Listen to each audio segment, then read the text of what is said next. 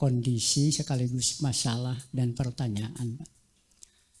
Jadi selama ini ada lahan yang kami olah berupa lahan sawah yang selama dan sepengetahuan saya kurang lebih 40 tahun ini sawah, padi dan selamanya padi. Baik. Baru saya coba pola tanam padi Palewaja kurang lebih 2 tahun yang lalu. Tapi saat ini baru kemarin tandur padi. Baik. Di kurang lebih ada 4.000 meter.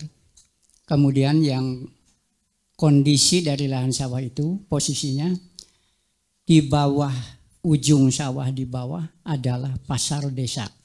Pasar desa. Kemudian di ujung di bawah ini ada lahan kita juga yang kebetulan dijadikan tempat penumpukan sampah pasar. Yes, yeah. Kemudian kita punya tenaga kerja. Saya tidak punya ternak belon, baru ayam beberapa. Tapi si tenaga kerja kita ini dia punya sapi. Baik. 2 ekor. Kemudian yang satu lagi punya kambing 8 ekor. Baik. Pertanyaan saya tentang lahan sawah ini. Yang maaf kalau dianalisa tentang hasil padi. Pasti kurang. Baik. Tetapi itulah di daerah. Maksud saya ini mohon konsep Bapak, apakah ini lahan sawah nantinya bagusnya dikeringkan tapi niat saya itu padi nantinya kelihatannya dengan melihat konsep 1005 atau lain sebagainya. Baik. Nah, itu mohon konsep. Saya minta maaf, airnya selalu ada atau tidak, Pak? Air selalu ada. Banjir atau tidak? Tidak, karena posisi itu landai. Berarti bisa irigasi teknis ya? Iya, irigasi pedesaan, Pak. Oh, irigasi pedesaan. Baik. Oke. Sementara itu. Baik. Ya. Terima kasih. Assalamualaikum warahmatullahi wabarakatuh. Waalaikumsalam. Kalau kita memang Bapak Ibu tanah irigasi pedesaan ya terkontrol, bisa dapat air, bisa dikeringkan. Nah, kalau kita orientasi hasil, kita akan hitung sama-sama. Ini potensinya. Tadi di sana ada kambing 8. Betul Pak ya? Nah, sekarang saya hitungkan.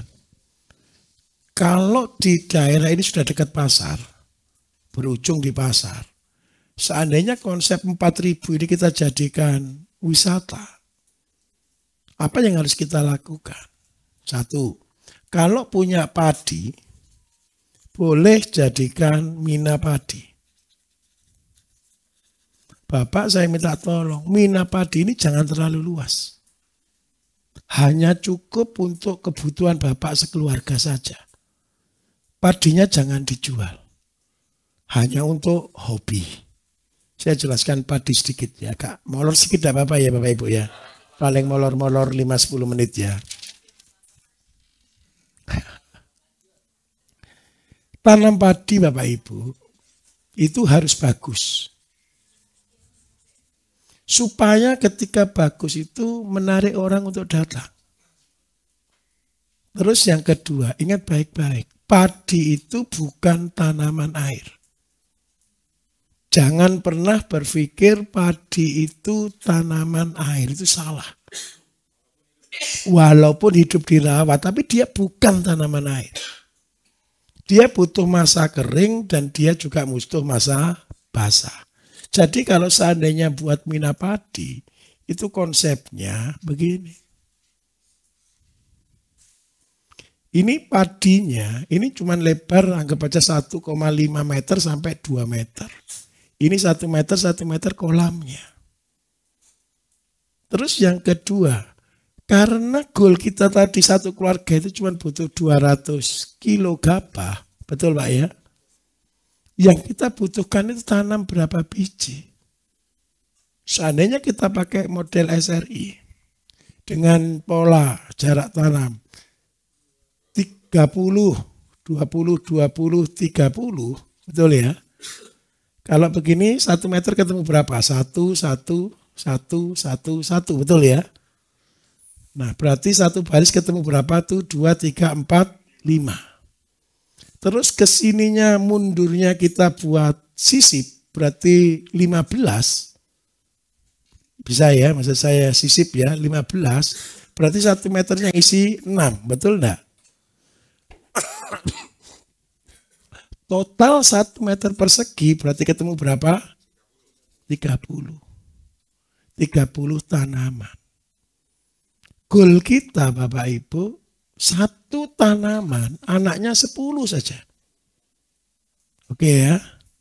Dengan rata-rata malai 200, berarti butuh berapa tanaman untuk bisa dapat 200 kilo. Ayo coba mumpung malam sebelum tidur biar dikasih mikir dulu. Biar tahu konsepnya, cara mikirnya gimana. Saya tuntun. Jadi ini kan 1 rumpun, betul ya? Total 1 meter persegi berapa rumpun berarti? Kali anakannya 10. Berarti ketemu berapa? 300 kali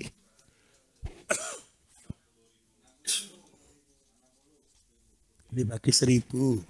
Betul ya? Kali 25 gram. 60 kali 25 gram ketemu berapa? 1,5 kilo. Bapak Ibu ngerti enggak? Kalau dengan konsep ini, goal kita tanam itu ngeri. 15 ton per.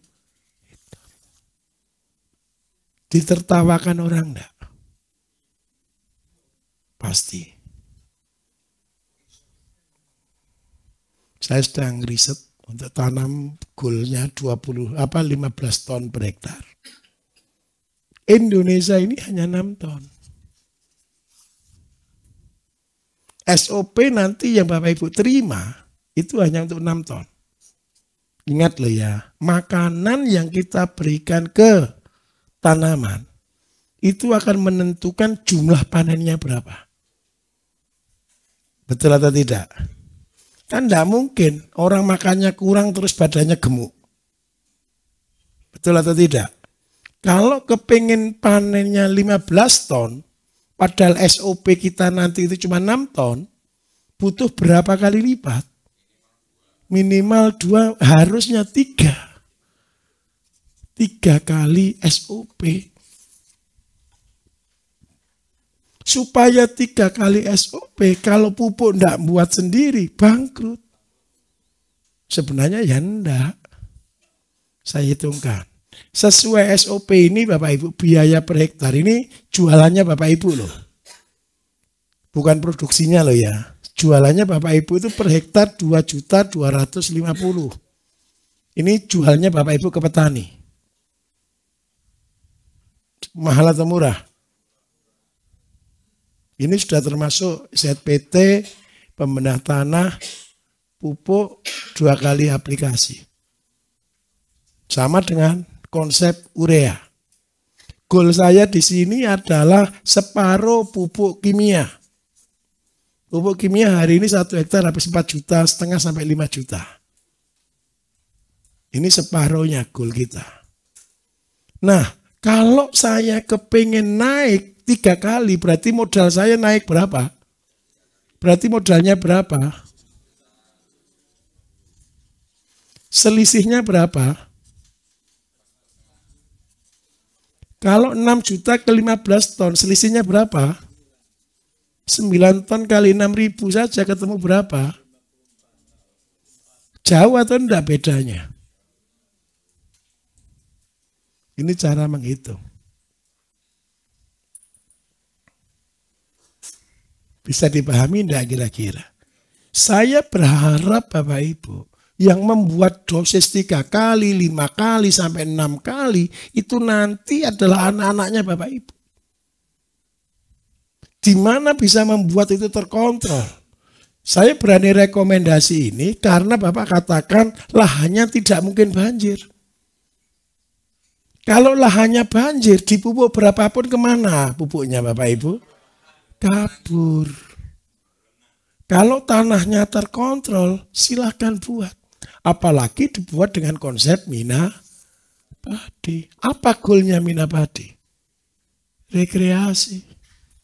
Ayo saya tanya Bapak Ibu. Bapak Ibu ke rumah makan, ada Minapadi di situ. Di mana orang lihat? Di kolam Minapadi, lihat padinya bagus, lihat ada ikannya. Itu bisnis paling menguntungkan Bapak Ibu. Jual pakannya di situ, anak-anaknya suruh ngasih makan ikannya Bapak Ibu. Betul atau tidak? Perbungkus 1.000 atau 2.000 kan gitu kan. Tapi dikasih perjanjian jangan dibawa pulang gitu loh ya. Tolong kasihkan ke ikannya gitu loh.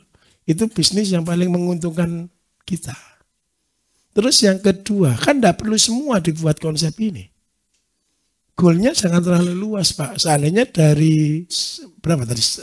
4.000 meter, 500 meter saja untuk ini. Karena apa? Ini tidak menghasilkan. Ini cuma menghasilkan untuk makan kita saja.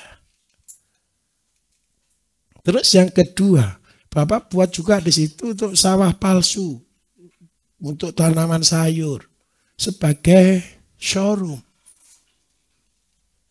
Showroomnya itu isinya apa? Tanaman cabai semua dalam bentuk polybag. Cabai, terong, tomat itu aja. Dalam bentuk polybag, mungkin sekitar 500 meter. Nah, sekarang terintegrasinya, gara-gara ada karyawan yang punya 8 kambing, butuh pakan kan ini. Ini kambingnya kalau boleh taruh di sini, Pak. Dijadikan tontonan. Apa yang Bapak jual? Ilmu. Ilmunya dari mana? Dikasih tahu, 8 kambing ini setiap hari makan 4 kilo. Berarti butuh 32 kilo. Kalikan 4, setiap hari butuh 128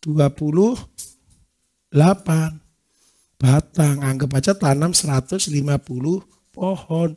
Dibagi 10, 15. 15 kali 80 ketemu 1.200. 1.200 untuk jagung. Jagungnya setiap hari panen 128. Ini untuk gaji yang punya kambing, Pak. Jadi yang kerja di sini gajinya bagaimana? Gratis. Nah, dari jagung dia bisa pelihara kambing di tempat Bapak. Bonusnya ini untuk muter ini. Terus yang kedua, yang lain-lain wisatanya, gajinya sudah gratis karyawannya. Bisa dipahami begitu. Nah, kalau dekat pasar Bapak Ibu, ini paling enak. Karena kendala terbesar kita namanya pasar. Kalau punya jagung 100 biji aja titip ke pasar selesai. Apalagi ada rumah makannya bakar jagung. Dan jagung organik itu Bapak Ibu jauh lebih manis daripada jagung biasa. Cuman minta maaf, sapinya tidak cukup pakannya. Nah, terus kedua Bapak Ibu, biarpun kita di tempat sampah, tolong jangan kasih makan sampah ke ternak. Ini tidak boleh. Bapak Ibu akan bermasalah ke depan. Jadi kalau ada tempat sampah, olah sampahnya menjadi kompos. Itu yang terbaik. Bisa diterima, Pak? Oke. Oh, lebih 1 menit ternyata. Oke, Bapak Ibu, malam hari ini cukup ya. Terima kasih banyak. Saya akhiri. Wassalamualaikum warahmatullahi wabarakatuh.